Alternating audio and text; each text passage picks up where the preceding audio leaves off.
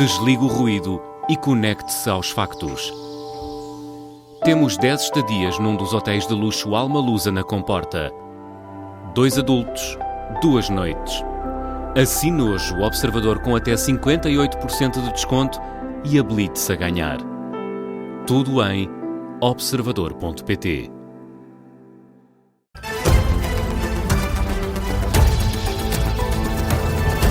Jornal das 5, com a jornalista Vanessa Cruz. Primeiro disseram que não, mas voltaram atrás.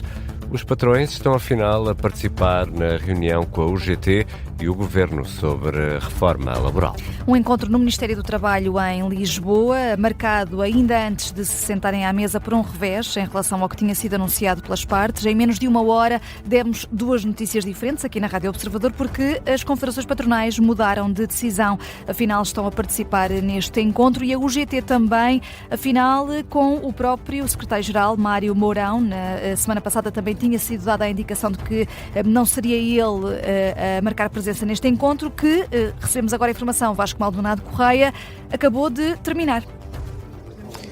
Já terminou esse encontro. Nesta altura fazemos um compasso de espera ainda para ouvir as declarações de Mário Mourão, que já aqui está depois dessa reunião que durou apenas 1 hora. As 4 confederações patronais já abandonaram o Ministério do Trabalho, não se fizeram representar pelas, digamos, primeiras linhas que costumam comparecer nas reuniões da consultação social, também nas reuniões que acontecem como esta, paralelas à consultação social com o Governo. Como dizia, fizeram-se representar por outras segundas linhas, mas a reunião já terminou e nesta altura já temos connosco Mário Mourão, a quem eu pergunto como é que correu a reunião e que faz agora essa primeira declaração.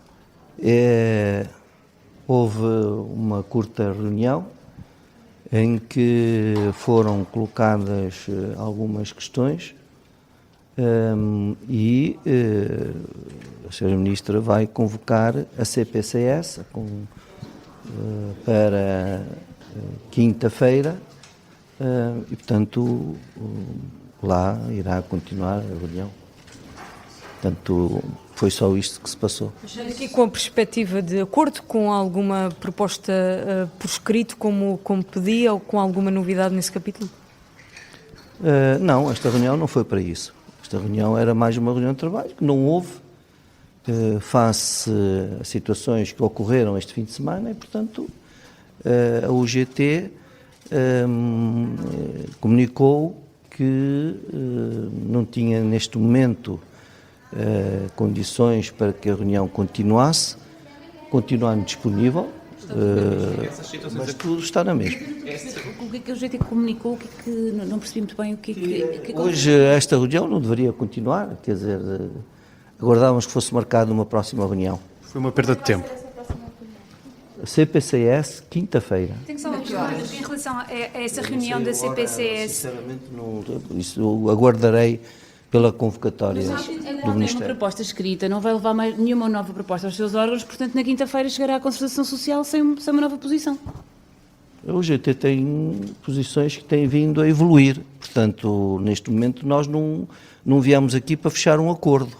Esse acordo será sempre fechado em concertação social, não aqui. E, portanto, vai haver uma reunião. Mas à partida deveriam para a concertação social. Ficam estas primeiras declarações de Mário Mourão depois desta reunião e com essa certeza de que não houve acordo, não sai daqui com nenhum tipo de proposta escrita e que a reunião terminou menos de 1 hora depois de começar a pedido da UGT, isto porque a Central Sindical entendeu que não tinha condições para continuar. Vasco Maldonado Correia, fica também essa indicação de que há uma reunião da concertação social na próxima quinta-feira. Entretanto, há um outro caso a provocar polémica. Uma plataforma comprada pelo Governo que serve para monitorizar redes sociais e meios de comunicação está a gerar alguma polémica. A Secretaria-Geral do Governo veio fazer um esclarecimento depois das dúvidas levantadas no espaço público, um esclarecimento que não convence o PS. O dirigente do Partido Socialista, André Mos Caldas, exige ao Governo transparência sobre o uso desta ferramenta que se chama NewsWhip.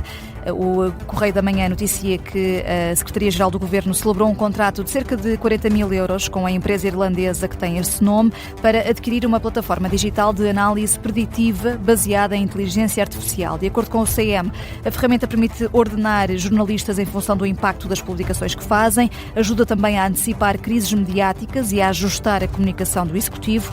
Numa conferência de imprensa na sede do Partido Socialista, André Mos Caldas pediu ao Governo uma resposta política transparente a 3 questões sobre o uso desta ferramenta. Para que fins é utilizada a funcionalidade de ranking de jornalistas e quem tem acesso a essa informação? Segunda, a Comissão Nacional de Proteção de Dados foi consultada antes da celebração deste contrato? Terceira, que garantias existem de que esta ferramenta não é nem será utilizada para fins partidários? Se o Governo não tiver nada a esconder, estas perguntas têm resposta o mais urgentemente possível nas próximas horas.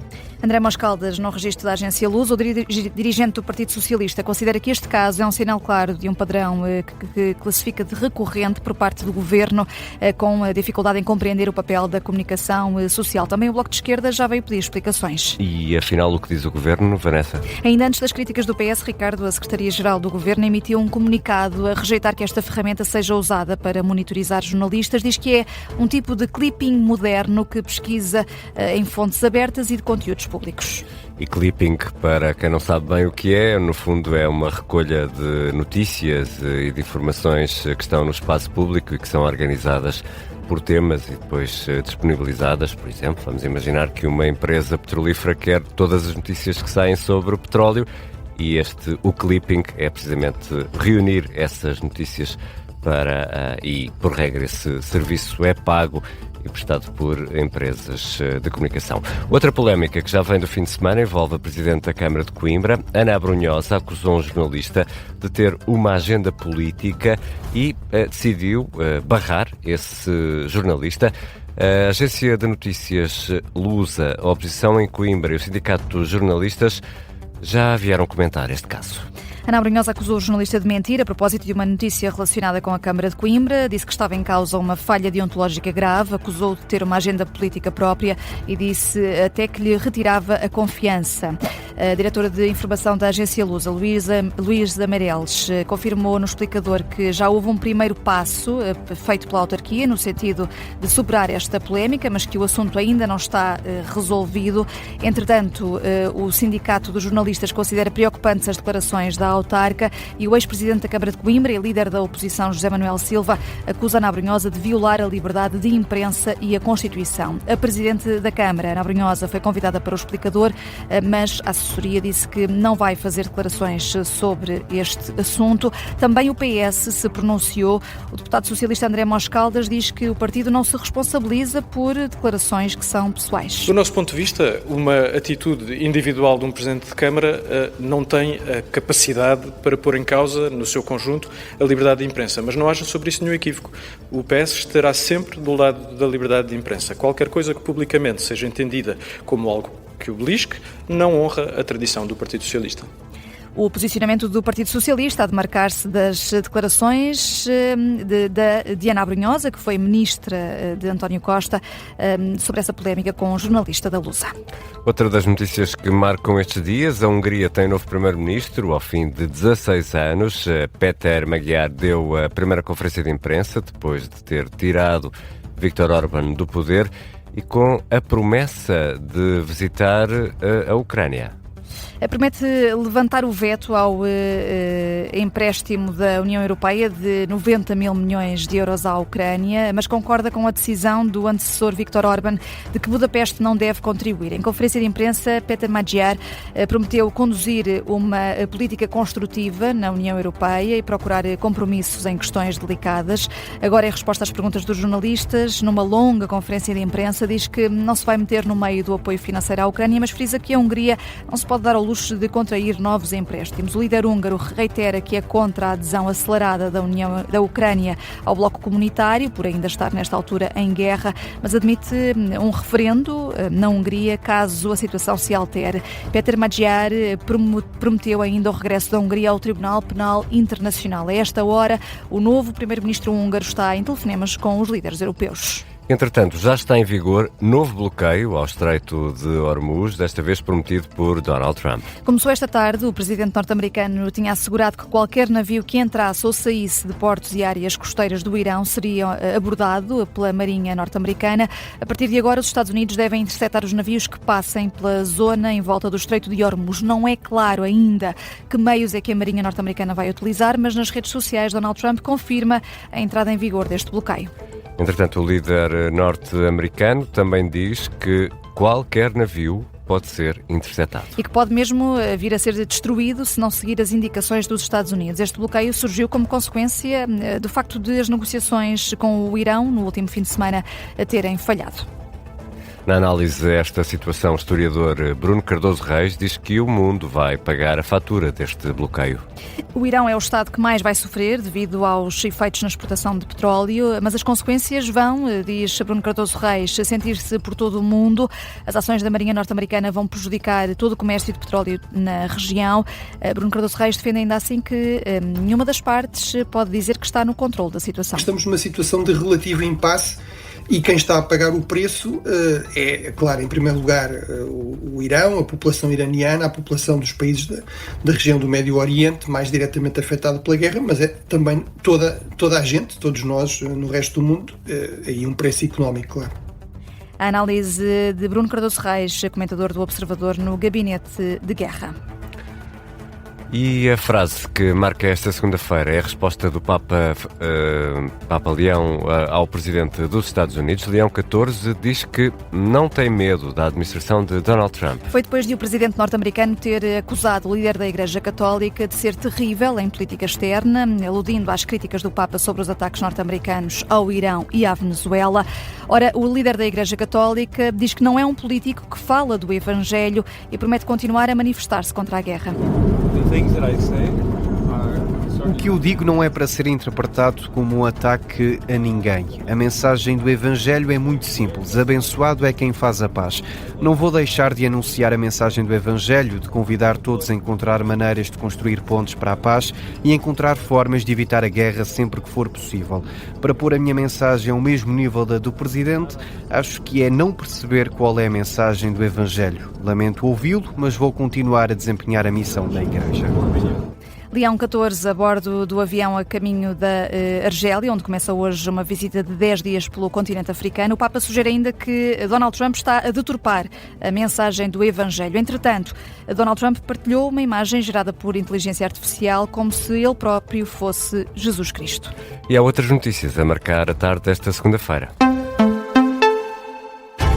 Foi desconvocada a greve de amanhã no metro de Lisboa. Há uma ronda de negociações, uma nova ronda, em que foram apresentadas propostas por parte da administração.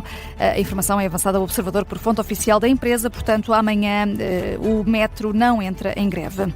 O Ministro da Educação admite que as autarquias estão a ser pressionadas por causa da falta de verbas para pagar as refeições escolares. Esteve reunido Fernando Alexandre com diretores de agrupamentos e autarcas. Promete que este assunto vai ser tratado como prioridade para o próximo ano letivo. Até estado na ordem do dia a polémica que envolve o Colégio Salesianos de Manique, em Cascais, em que os alunos estavam a pagar valores diferentes pelas refeições, caso estivessem em contrato de associação ou que estivessem a pagar a mensalidade do regime privado. Entretanto, a Câmara está a suportar os valores para que todos paguem e comam o mesmo.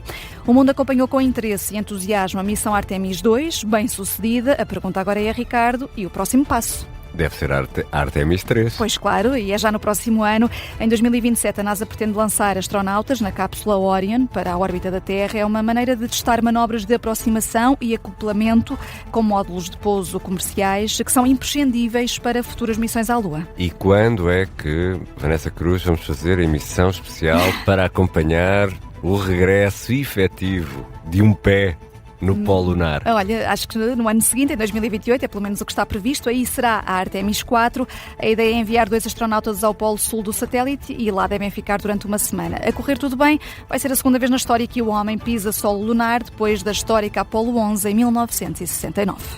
E a Vanessa Cruz vai regressar às 5h30 para atualizar as notícias aqui na Rádio Observador.